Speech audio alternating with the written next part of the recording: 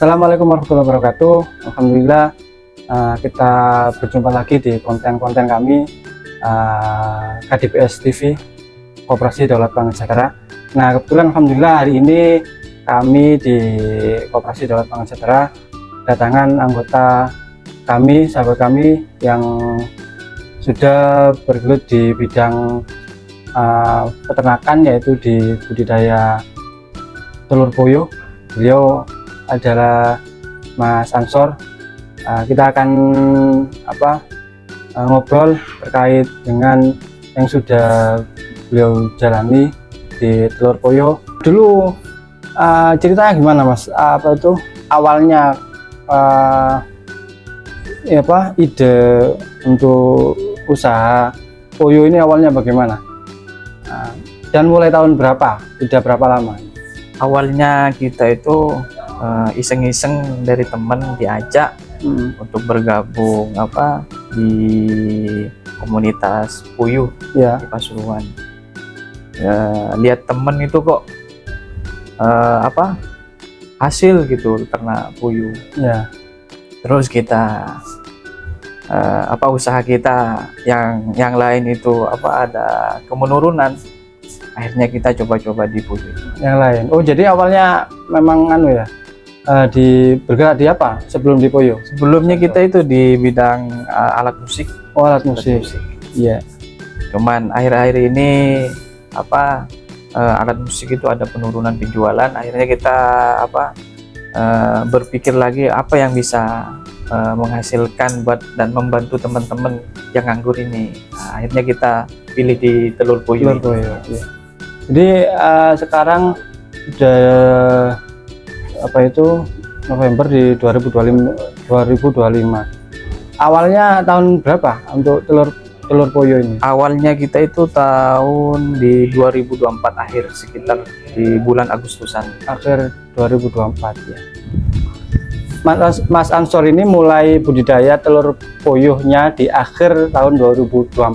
Jadi sekarang ya hampir 1 tahun, Mas ya? Hampir 1 tahun. Hampir 1 tahun. Alhamdulillah. Saat ini beliau dulu belum mengenal biotek dari Koperasi Daulat Pangan Sejahtera. Dulu masih belum pakai probiotik, yang awalnya pakai makan dari mana? Dari Pokpan. Dulu hanya pakai suplemen dan makanannya telur puyuhnya dari Pokpan. Nah, sekarang beliau sudah menggunakan teknologi probiotik yang sudah diproduksi oleh Koperasi Daulat Pangan Sejahtera. Nah, kita pengen tahu tanggapan beliau, cerita beliau, dan hasil yang telah diaplikasikan probiotik dari Koperasi Daulat Pangan Sejahtera ini di telur puyuh beliau. Dari udah berapa bulan, Mas, untuk memakai probiotik ini? Sebelum kita memakai probiotik itu, sebelum mengenal probiotik, ya awalnya gitu kita banyak kendala, Mas. Banyak kendala.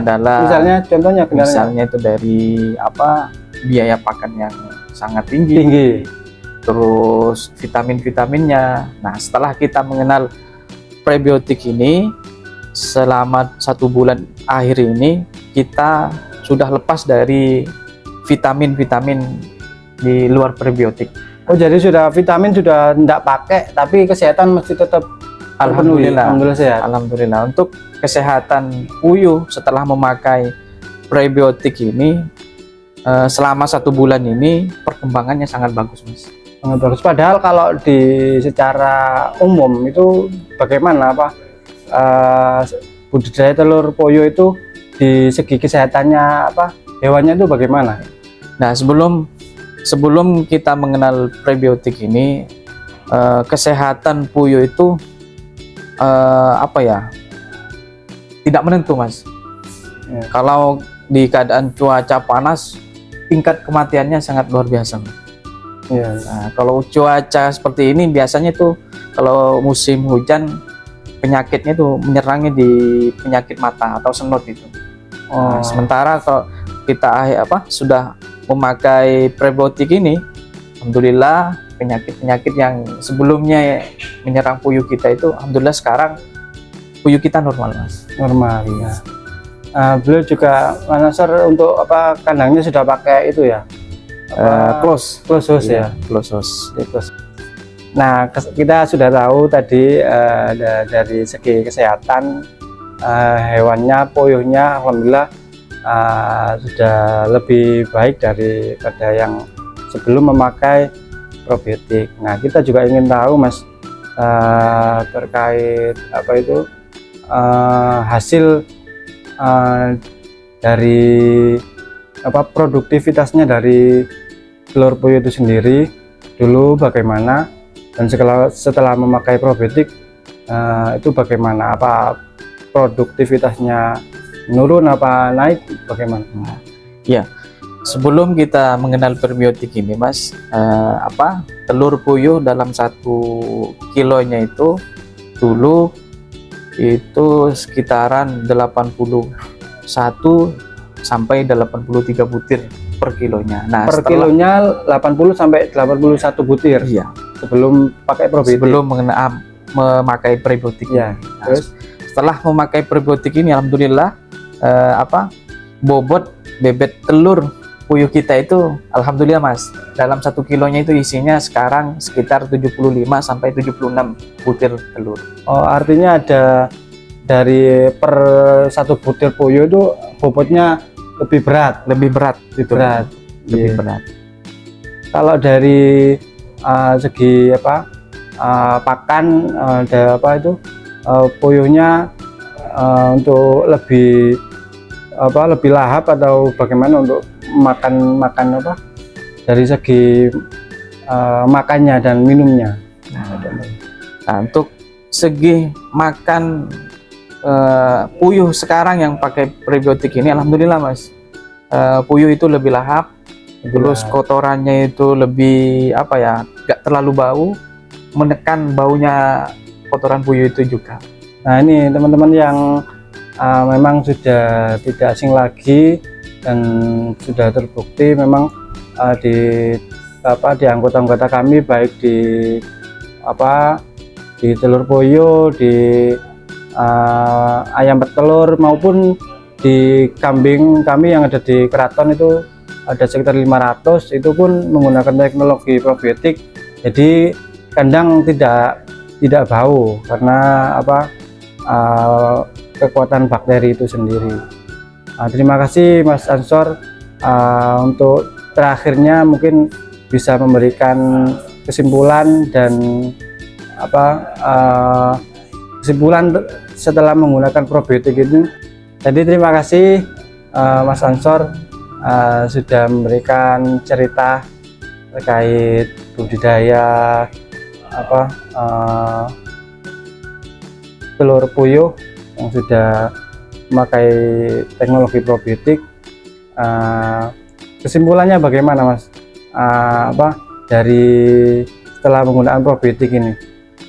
Oke, untuk pribadi saya yang sudah memakai obat probiotik yang dari Koperasi Daulat Pangan Sejahtera. Daulat Pakan Sejahtera ini alhamdulillah, yang sebelumnya kita itu pusing memikirkan biaya yang tinggi, biaya pakan yang tinggi, yang mahal. Alhamdulillah setelah memakai probiotik ini kita memakai pakan yang biasa dan terus dimix dengan probiotik ini, alhamdulillah produksi kita meningkat dan bisa menekan biaya pakan. Jadi itu tadi